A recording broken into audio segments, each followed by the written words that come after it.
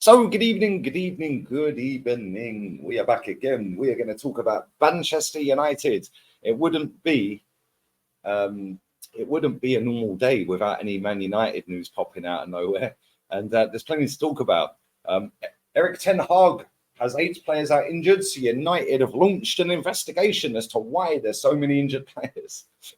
Jadon Sancho caught out clubbing with Mike Tyson's son, Amir Tyson.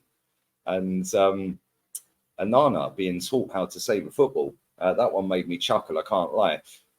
Big up to everybody who is tuning in. Make sure you are smashing the like button.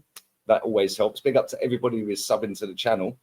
Let's get that pushed up to 21k ASAP. That'd be great.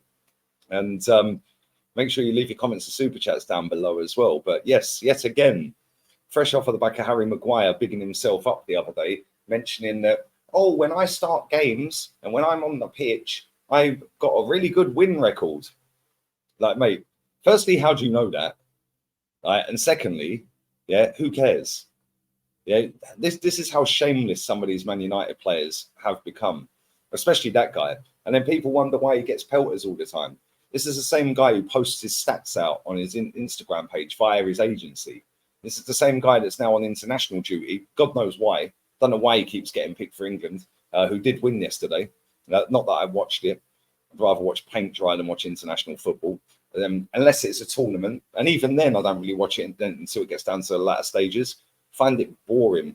Find it extremely dull. And it's not got the same intensity as club football for me, so I don't watch it.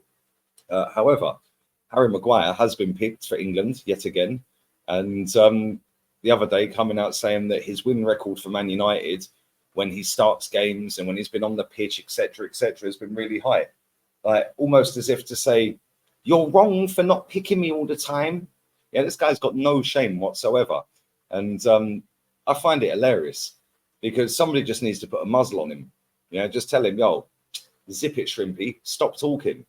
Yeah, if he played for my club, I'd be going absolutely crazy. Yeah, just keep it zipped, mate. Nobody cares.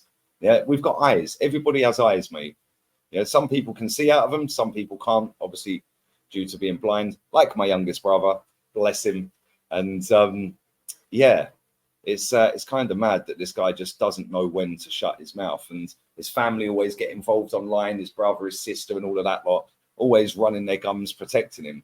Just shut up, mate. Like, honestly, shut up. But let's move on to Jadon Sancho. Spotted out clubbing with Mike Tyson's son in a burlesque club in London, in the West End, Cirque du Soir. And everyone's losing their minds over it. Like, well, he's not been picked for England duty, so what's the issue? Like, I don't really understand. Like, if he was out during a Man United game, yeah, then fair enough. I could say, well, why aren't you at home? Right? Why aren't you getting ready for training tomorrow? Why? I know he's not training with the first team. I get all of that, but you know, why are you not focusing on Man United? And there'll still be people saying that now. I've seen a lot of Man United fans losing their rag over it today. At the end of the day, he's not on international duty because he ain't picked for England. Very rarely gets picked for England. Why can't he go out on a Friday night and go to a club? Yeah, I can't imagine that he's getting absolutely trolleyed and getting dragged out at 4 a.m., getting put into the back of an Uber or a black cab or something. Do you know what I'm saying? Yeah, why can't he go out clubbing? Like, if this is Man United, I don't know who their next game is, but if it was on the eve of a Manchester United game, even though he's not being selected, then I could understand people having a bit of a ump over it because now he's taken away the limelight from the Man United team that are about to go and play the game the next day. But it's international break. There's no football for 2 weeks. He's not going to be involved. People would be saying, oh, well, he should be out at the training ground training, or he should be at home on the treadmill and all of that. Yeah, that's cool. I get that. But I just don't see why there's such a big fallout over it. I do understand people that have that mindset. Yeah, they want him out of the club. They protect Ten Hag over the player. I get all of that. I understand it. But then there's a lot of people like me that couldn't care less really about Man United. It ain't my football club. I'm just a football fan in general. And I just look at it and I think, he's having a night out with his mate. What's the issue? He ain't got to play football. Well, he ain't going to apologise, so he won't be playing football anytime soon. As long as he's turning up to training and doing his training. whether it's with the under-18s, the reserves, whatever you want to call it, on his own, and etc., etc. What's the issue? Like, I don't really get it. Is he even at training? Or has he just been banished from the whole club? Like, I see him at an under-18s game the other night. Like, I see that picture doing the rounds. I think it was on MUTV. Somebody took a picture of it. Like, at the end of the day, that club is a mess from top to bottom. Jadon Sancho is the least of the problems at Man United.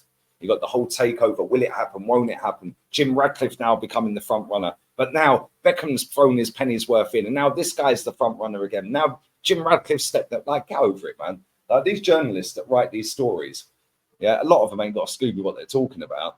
And a lot of them are probably getting a few brown envelopes here and there from certain people to peddle out certain things. So I take a lot of it with a pinch of salt. But with this Sancho one, at the end of the day, if he wants to go out, he can go out. What's the problem? Like, he ain't playing football. He's basically suspended without being suspended. Like, he's been told, apologise or you ain't playing. He ain't apologising. He don't feel that he should do. So it's international break. Go and have a night out, mate. Let your hair down. Anyway, let me know your thoughts on both of them, Harry Maguire and Jadon Sancho. But I want to read this out because this did make me laugh. Man United launched an investigation into why Erik ten Hag has 8 in capital letters, to sensationalise it, of course, senior players out with knocks, as the club struggle with injury crisis amid their dire run of form. Man United appointed Gary O'Driscoll as head of sports medicine last month.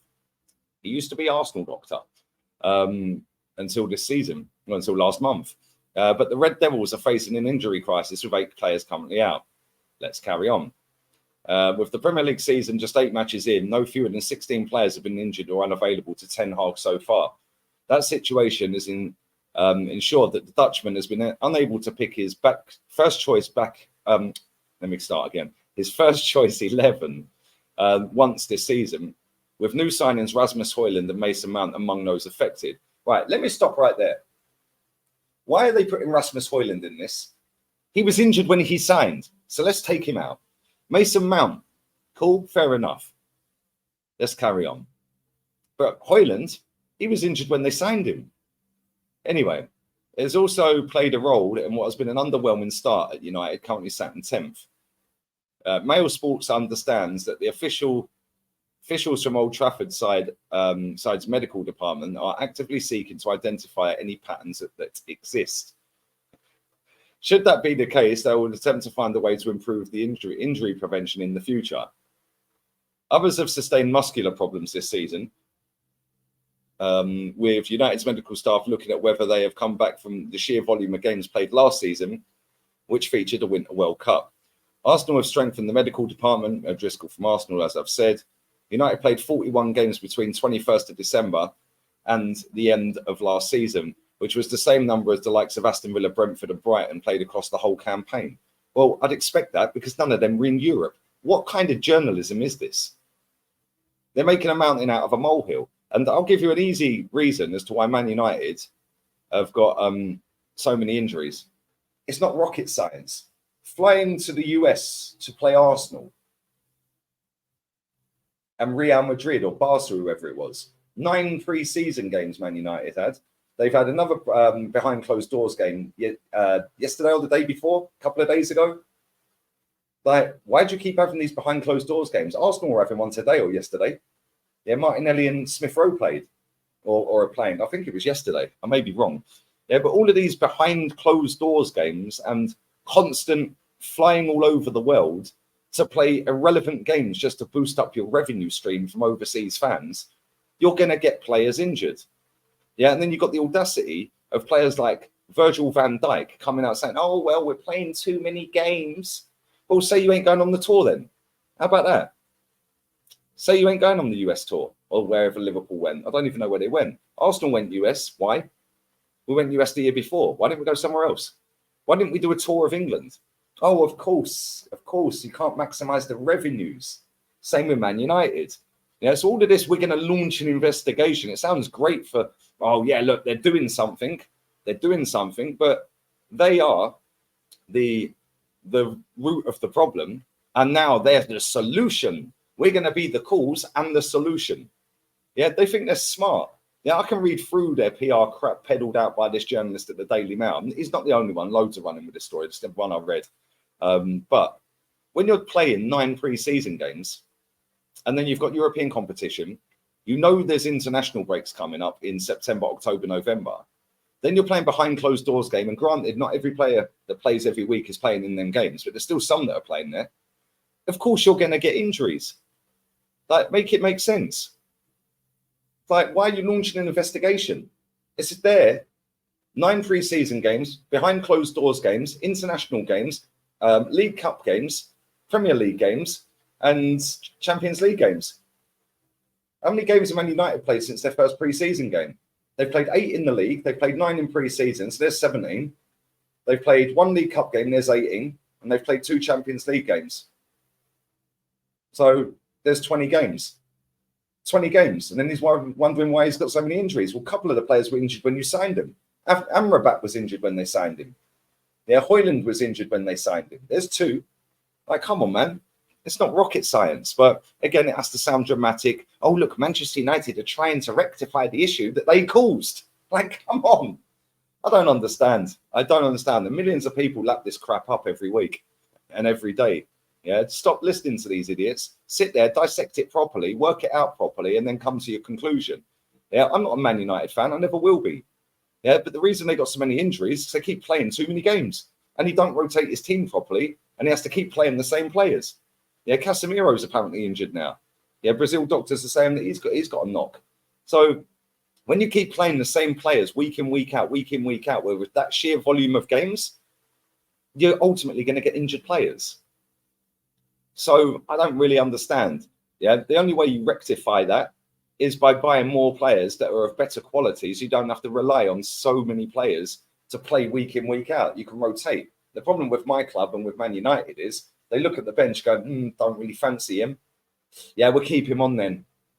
Yeah, maybe go and buy better players and you'll have a better squad and you can rotate players more and you get less injuries. Not difficult, is it? Anyway, here's what it is. Make sure you are sticking a like on the video. Let me know your thoughts on that. Let me know your thoughts on Jadon Sancho, Harry Maguire. Leave it all down below. Andre Onana is being taught as well on how to save a ball. They're doing extra training with him on how to get down to low shots. What's that all about? So you signed a goalkeeper for near 50 million quid and he can't save a ball, and now you're teaching him how to save a ball. Surely a goalkeeper's job is to save the ball. Yeah, I'll leave that one down to you guys. Yeah, leave that in the comments section as well. And make sure you are subscribing to the channel. I'll have another video dropping tomorrow. I would have dropped one yesterday, but I did about 4 streams yesterday. I was drained. And yeah, man, I feel fresh today. I feel good. We're having a nice little soiree in the sun. And life's good right now. So yeah, big up to everybody inside. Love to you all. Comments and super chats down there. I'll be dropping a video on the main channel. So keep your eyes peeled for that after you've watched this one. And we're out of here, people. Adios, amigos.